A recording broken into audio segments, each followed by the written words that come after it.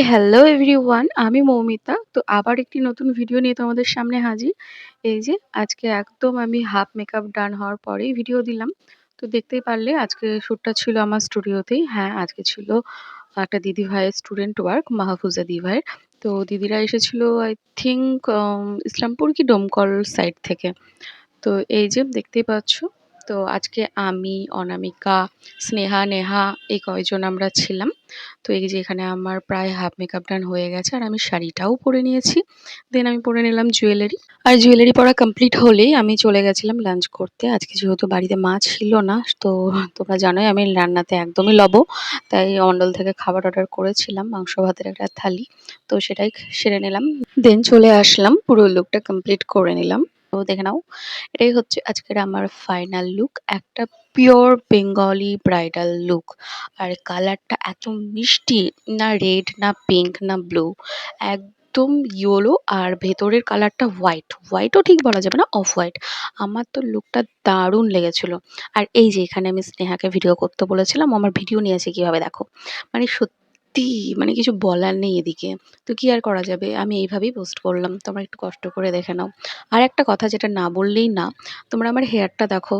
এরা কিন্তু এত ফ্লাওয়ার এনেছিল, মানে খুব ভালো লাগলো ব্যাপারটা। প্রত্যেকের মাথায় কিন্তু সেদিন প্রচুর ফুল ছিল।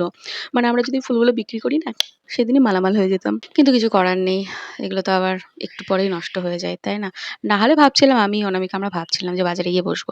তারপরে এই যে লাইভে বসে আমরা দিদিভাইকে জ্ঞান দিচ্ছিলাম, যেটা আমাদের একদমই নাই কারোর। তো তারপরে লাইভ হয়ে যাওয়ার পরেই দিদিভাই সবার একটু একটু করে ভিডিও নিচ্ছিল।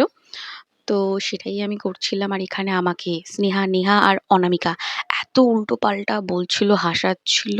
আমি কি কষ্টে যে এক্সপ্রেশন দিচ্ছিলাম, মানে ওদের কথা এত ইগনোর করছিলাম, মানে ইগনোর করা যায় না কিছু কিছু সিচুয়েশনে, তবুও আমি ইগনোর করে যাচ্ছিলাম। এই দেখো, আমি তো এখানে রেগেই গেছিলাম লাস্টে, যে তোরা থামবি না, তোদের বেলাতেও আমি এরকম করব। কিন্তু কি, তোমরা তো জানো এটা আমার স্টুডিও। আর সেই কারণে ওরা সবার লাস্টে আমাকে শ্যুট করতে দেয়, ওরা আমাকে আগে শ্যুট করতে দেয় না। তো এটাতে আমি কিছু বলতেও পারি না। তো এই যে এই করছিলাম। তারপরে আসে আমাদের গান সিলেকশনের পালা।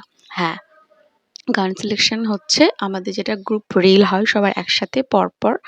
আমাদেরকে তো একটু নাচ করতেই হবে, যেহেতু আমরা মডেল। তুমি মডেল হয়েছো আর নাচ করবে না, তুমি মডেল হয়েছো আর এইগুলো করবে না, তাহলে কি হয়? এই যে দেখতে পাচ্ছ, একটা ভিডিও নিতে এসেও শান্তি নেই, এরা কি করছে আমার ভিডিওর মধ্যে। আমি বলেছিলাম যে তোরা এগুলো কর, আমি এগুলোই কিন্তু পোস্ট করে দেবো। এই যে দেখো, এগুলো হচ্ছে ওদের আসল রূপ। আমি তো সেটাও তোমাদের সাথে শেয়ার করে দিলাম।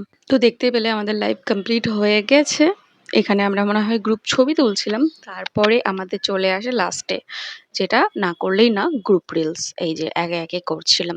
তোমরা গেস করতে পারবে যে এটা কি গানে করছিলাম? এখন কিন্তু এই গানটা খুব ট্রেন্ডিং এ আছে। দেখে তো কে বলতে পারো, কমেন্ট করো। তো এই যে লাস্টে অনামিকা ভেলি প্রথমবারে কি ও একটা ভেল করে দিয়েছিল, দিয়ে এটা সেকেন্ড টেক নেওয়া হয়েছে সবার। তো দেখতেই পাচ্ছ। তো চলো আজকের মতো এখানেই, আর ভিডিওটা বেশি বড় করবো না। আবার আসবো অন্য কোনো ভিডিও নিয়ে। আমার ভিডিও যদি তোমাদের ভালো লাগে, অবশ্যই একটা লাইক কমেন্ট শেয়ার করে দিও।